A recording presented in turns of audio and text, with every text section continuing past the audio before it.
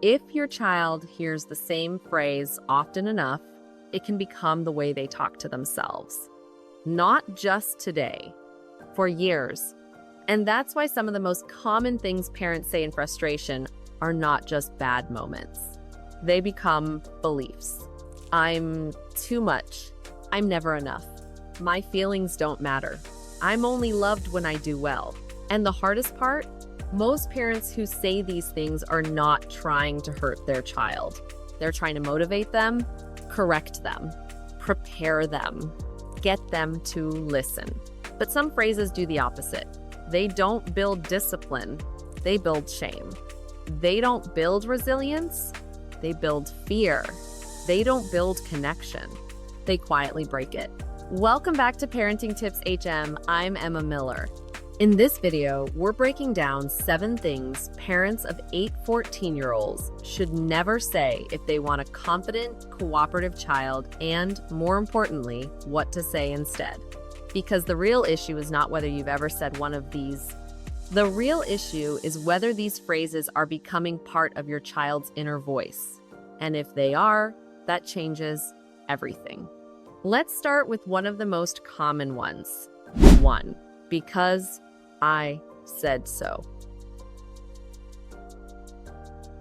This is the phrase a lot of parents use when they are simply done.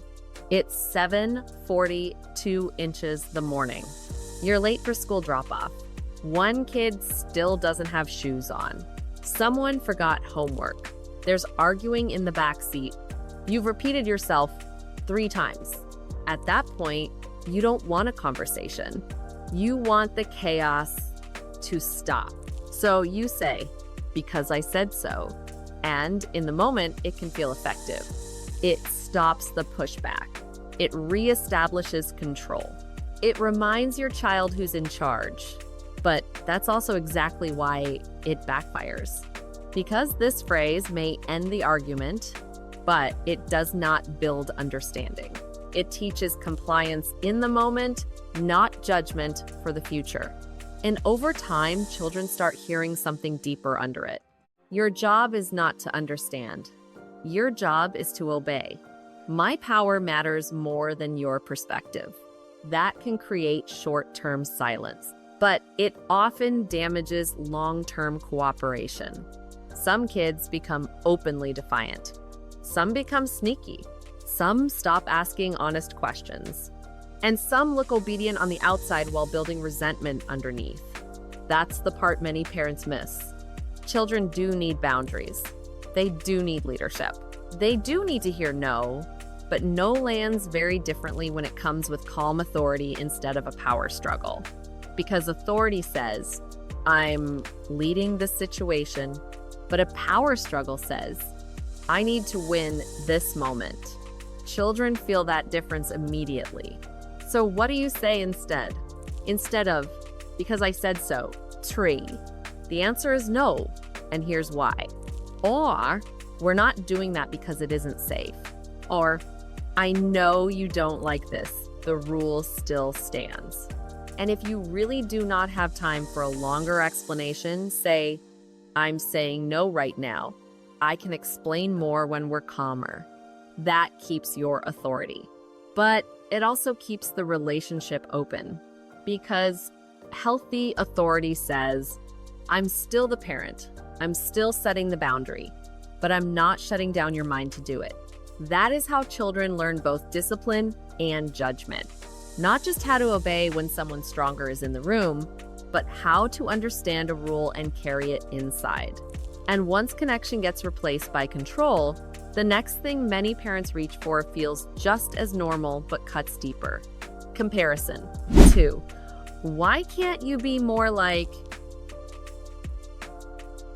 This phrase shows up in a lot of homes. At the dinner table, during homework, after a report card, on the drive home from practice, when one child seems focused and the other seems scattered, and it often sounds like this. Why can't you be more like your brother? Your friend got an A. Why can't you do that? Look at your sister. She doesn't fight me on everything. Most parents do not say this because they want to hurt their child. They say it because they're frustrated. Because they're worried. Because they want their child to take things seriously. Because they think comparison might wake them up. But to a child, comparison rarely feels like motivation. It feels like rejection. Because what your child hears is not, "I believe you can grow." What they hear is, "Someone else is the standard. You're falling short. Someone else is easier to be proud of than you." And that is why comparison backfires. A child who is compared all the time does not usually become more secure, more open, or more inspired to grow. They often become more anxious, more resentful, or more disconnected. Some start competing for approval. Some stop trying because they assume they will never win anyway. And some become achievers on the outside while still feeling behind on the inside. That's the trap. Comparison may create pressure, but pressure is not the same thing as motivation. Pressure says, "Catch up." Healthy motivation says, "I'm with you while you grow." And children feel that difference right away. Once a child hears comparison over and over, they may stop hearing encouragement altogether. They just hear, "You are not enough yet. Who you are right now is disappointing." So what do you say instead? Instead of, "Why can't you be more like your sister?" Tri, "I can see you worked hard on this. Let's talk about what would help you improve next time." Instead of, "Your friend got an A. What happened to you?" Tri, "Walk me through what felt hardest here. Let's figure out the next step together." And instead of turning siblings into a ranking, say, "You and your brother are different people. I care about your progress, not a comparison." That still holds standards. It still invites growth, but it does not make love feel like a competition.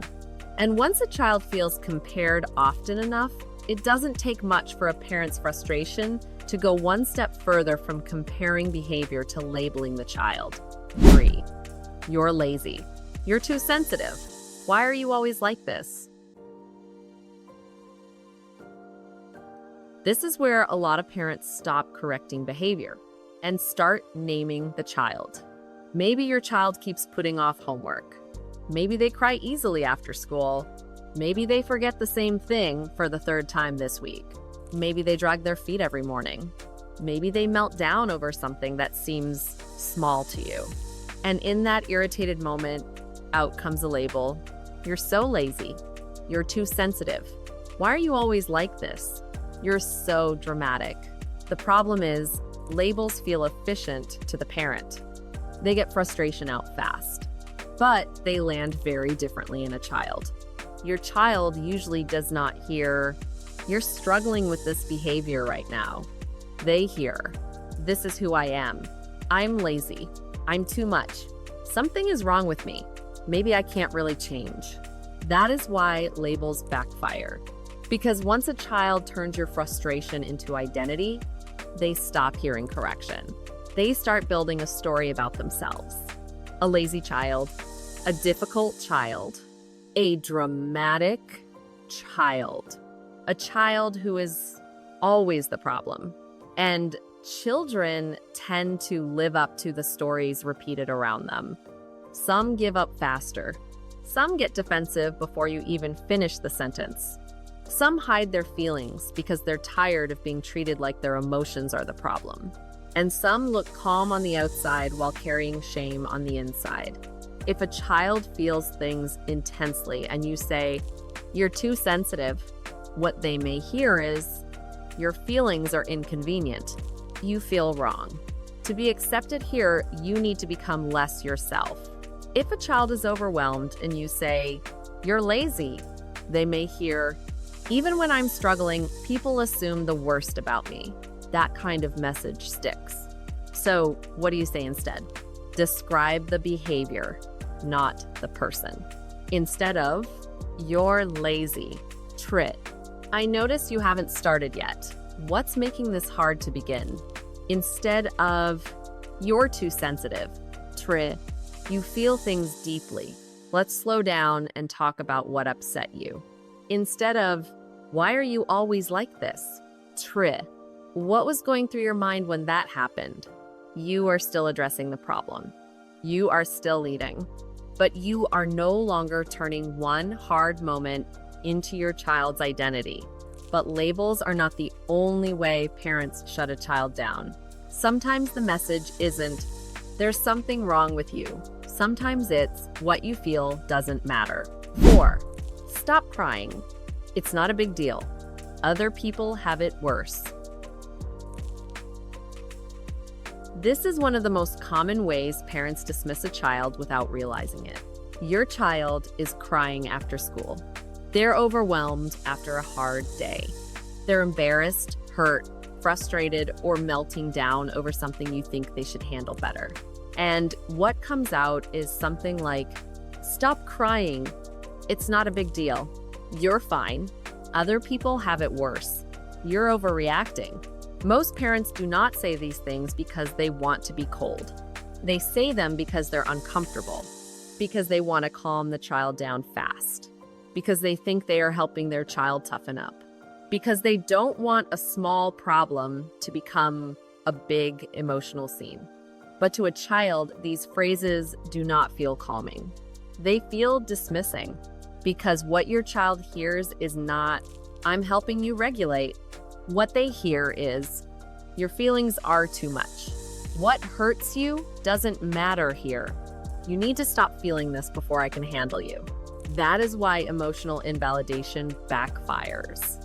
A child who keeps hearing that their emotions are too much does not usually become more resilient. They often become one of two things: emotionally shut down or emotionally louder. Some stop opening up because they learn it is safer to say nothing. Some escalate because being ignored emotionally makes them feel even more alone. And some grow up second-guessing their own feelings in every relationship they have. That is the damage many parents do not see. Because when you repeatedly minimize a child's inner world, you do not just teach them to calm down. You teach them not to trust themselves. So what do you say instead? Start by validating the feeling before you correct the behavior or solve the problem. Instead of, "Stop crying, Trey. I can see you're really upset. I'm here." Instead of, "It's not a big deal, Trey. This feels like a big deal to you right now. Talk to me." Instead of, "Other people have it worse, Trey. That may be true, but I still want to understand what this feels like for you. And if behavior still needs a boundary, you can do both." You can say, "I understand you're upset, and I'm going to help you through this, but we're not going to yell at each other." Validation does not mean agreement. It does not mean permissiveness. It means your feelings are real, even if your behavior still needs guidance. That is how children learn emotional safety and emotional regulation at the same time. Micro hook. And once a child feels both pressured and emotionally unseen, there's one place those wounds often collide harder than anywhere else: grades, results, and the constant feeling that whatever they did still wasn't enough. 5. Why didn't you do better? This may be the most common phrase on this whole list, and it usually comes from fear. Your child brings home a report card. They don't make the travel team. They bomb a math test they studied for. They lose a match. They come in second. They try hard and still fall short. And before you even mean to, the question comes out: why didn't you do better? Why didn't you score higher? Why didn't you make the team? What happened? You could have done better than this. On the surface, that may sound like a parent pushing for excellence. But to a child who already feels disappointed, it rarely sounds like guidance. It sounds like confirmation. You're right, it still wasn't enough. I'm only impressive when I win. My effort matters less than my result. If I fall short, I let people down. And for a lot of kids, this is exactly where the never enough feeling begins. Not because their parents hate them, but because every result gets scanned for what's missing. A lot of adults still remember some version of this. Not the 99 they got, But the question about the 1 point they missed, not the hard work, but the look on a parent's face that said, "You should have done better." Not the effort, but the message that everything was always about school, grades, scores, results. School, school, school. That is why this phrase does real damage. Because children do not just learn from what we correct. They learn from what gets our strongest emotional reaction.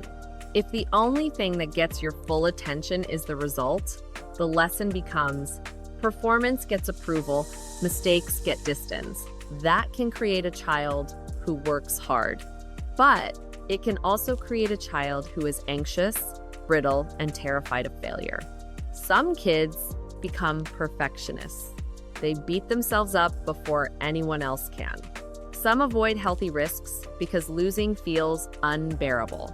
And some keep achieving, but never actually enjoy what they achieve because they've been trained to search for what is still wrong. That is why this question backfires. It may create short-term pressure, but it rarely builds long-term confidence. And confidence is what helps children recover, adapt, and keep trying when life gets hard. So, what do you say instead? First, regulate yourself before you respond. If your child just showed you a result they already feel bad about, your first job is not to add more pressure. It's to keep the moment safe enough for honesty. Instead of, "Why didn't you do better?" Tre, "I know this didn't go the way you hoped. Walk me through what felt hardest." Instead of, "You should have done better than this." Tre, "I can see you're disappointed. Let's talk about what got in the way and what you want to do next." Instead of, "This isn't good enough." Tre, "I care about your effort, your progress, and what you learn from this. What's one thing we can improve next time?" The standard is still there. You are not pretending the result doesn't matter. You are not lowering expectations. You are just refusing to make your child's worth rise and fall with the outcome. Healthy pressure says, "You can grow and I'll help you grow." Toxic pressure says, "You have to prove yourself or you will feel my disappointment." And when that pressure keeps building, there is one phrase that cuts even deeper than performance pressure, because it doesn't just say the child fell short, it says the child failed you. 6. Your disappointment. This phrase cuts differently than the others. Comparison says, "You're not measuring up." Pressure says, "You need to do better." But disappointment says, "You failed me." And for a child, that can feel like a completely different kind of wound. This usually comes out in the moments parents take most personally. Maybe your child lied about homework. Maybe the teacher emailed you. Maybe they broke a rule you've repeated again and again. Maybe you're already stressed, embarrassed, emotionally flooded, and then the words come out, "I'm so disappointed in you." Or worse, "You are a disappointment." That second version is especially damaging because now you are no longer correcting a choice. You are attaching the mistake to the child's identity. And once that happens, children stop hearing correction. They start hearing condition. When I do well, I belong. When I mess up, I become hard to love. If I fail, I don't just make a mistake, I become the mistake. That does not build maturity. It builds fear. Fear of mistakes, fear of honesty, fear of being fully known by the people they need most. And yes, sometimes a child who feels terrified of disappointing you may become more compliant for a while. But that does not mean the relationship is healthier. It may just mean they are learning to hide, perform, or shut down. Some become perfectionists. Some become people pleasers. Some stop opening up because the emotional cost feels too high. That is the deeper problem. When a child feels that your love gets colder when they fail, they do not learn responsibility more deeply. They learn that safety is conditional. So what do you say instead? Instead of, "You're a disappointment," Sigh. I didn't like that choice, and we need to talk about it. Instead of, I'm ashamed of you, try. What happened here? Help me understand what led to that decision. And if trust was broken, be specific. Sigh. You told me you finished it, and that wasn't true. That makes trust harder. Let's talk about how to make it right. That still holds the line. It still tells the truth. But it does not turn one bad moment into your child's whole identity. And when emotional safety gets shaken badly enough, some parents say one more thing in anger that cuts even deeper because now the child is no longer just afraid of failing you, they're afraid of losing you. 7. I'm leaving. Go live with your other parent. I'm never coming back. This is where the damage goes even deeper, because now the child is no longer just afraid of disappointing you. They are afraid of losing you. These phrases usually come out in the worst moments. A screaming fight, a slammed door, a custody argument, a child who is already acting out, a parent who feels overwhelmed, trapped, furious, or completely out of patience. And then the words come out. I'm leaving. Go live with your father. Go live with your mother then. I'm never coming back. Sometimes parents say things like this because they want the child to feel the seriousness of the moment. Sometimes they want to shock them into stopping. Sometimes they say it because they are hurt, angry, and want the child to feel some of that pain back. But to a child, these words do not feel like discipline. They feel like abandonment. Because what your child hears is not, I'm overwhelmed and I don't know what to say right now. What they hear is, you are pushable away. You are too much to stay with. My love and presence can disappear when things get hard.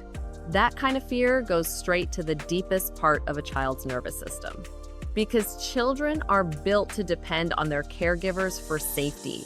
So when the caregiver becomes the one threatening disappearance, rejection, or removal, the child is not just hurt. They feel unsafe. That can create panic, clinginess, shut down, anger, separation anxiety, or a child who starts acting like they don't care because pretending not to care can feel safer than feeling how terrified they really are. And if this happens in divorced or high conflict homes, the damage can go even deeper. Because now the child is not only scared of being rejected, they may also feel caught between parents, used as a weapon, or made to feel like their place in the family is unstable. That is far too much weight for a child to carry. So what do you say instead? If you are that flooded, the goal is not to keep talking. The goal is to pause without threatening the relationship. Instead of, I'm leaving, sigh, I'm too upset to talk well right now. I'm going to step away for a minute and I'm coming back. Instead of, go live with your other parent, sigh, I'm very angry right now, but I'm not leaving this conversation forever. We'll come back to it when we're calmer. Instead of using separation as a weapon, say, I'm upset, but I'm still here. That sentence matters more than many parents realize. Because it protects the one thing children need most in conflict, the sense that connection is strained right now, but not gone. Children can handle limits. They can handle correction. They can even handle conflict. What they should not have to handle is the feeling that love, belonging, or your presence might disappear when emotions run high. And if you have said something like this before, or any of the phrases in this video, the most important thing now is not pretending it never happened. It's repairing it. And before we end, there's one more thing that really matters. Maybe you've said some of these phrases already. Maybe more than once. Maybe you heard them growing up, and now they come out of your mouth before you even realize it. That does not mean the relationship is ruined, but it does mean repair matters. If you catch yourself saying one of these phrases, go back and fix it. You can say, I shouldn't have said that the way I did. What I meant was that I was frustrated, not that there's something wrong with you. Let's try that conversation again.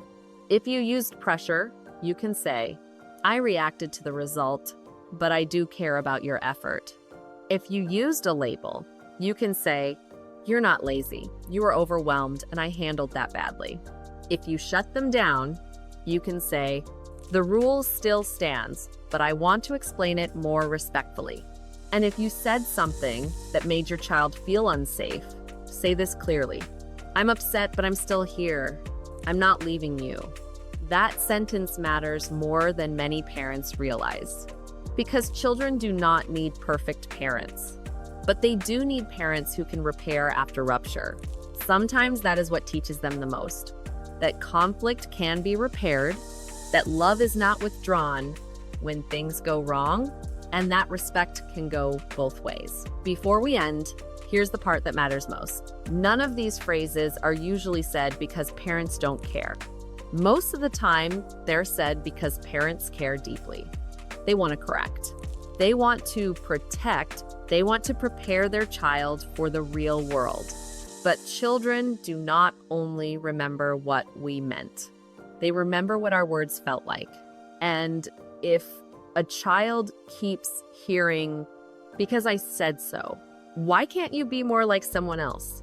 "You're lazy," "Stop crying," "Why didn't you do better?" "You're a disappointment," or "I'm leaving," then over time, those phrases can start to form a quiet belief underneath everything else. "My voice doesn't matter here." "My feelings are too much." "I'm only safe when I perform." "Mistakes make me harder to love." Connection can disappear when things go wrong. That is the real cost. Because one day, your child may stop hearing your voice out loud, but they may still hear it inside their own head. Parents often forget the exact words they said in frustration. Children usually don't forget how those words made them feel. You do not have to be a perfect parent to change this, but you do need to notice the phrases you repeat, because repeated phrases become repeated beliefs, and repeated beliefs become identity. If you start replacing control with calm authority, comparison with coaching, labels with curiosity, dismissal with validation, pressure with guidance, and shame with connection, you can change what your child carries forward. You can still set high standards. You can still say no. You can still correct behavior. You can still raise a disciplined child. But you can do it in a way that protects your child's dignity instead of quietly damaging their self-worth. And that difference can shape the voice they live with for years. So here's a simple challenge. Pick one phrase from this video that you're going to stop saying this week. Then choose one replacement phrase that you'll use instead. And tell me in the comments, which phrase did you hear the most growing up, or which one did you realize you've been saying without noticing? Sometimes awareness is where healing starts. And sometimes one new sentence can change the emotional climate of a whole home. If this video helped you, subscribe to Parenting Tips HM for more parenting content that helps you raise confident, connected, resilient kids without relying on shame, fear, or constant pressure. I'm Emma Miller, and I'll see you in the next video.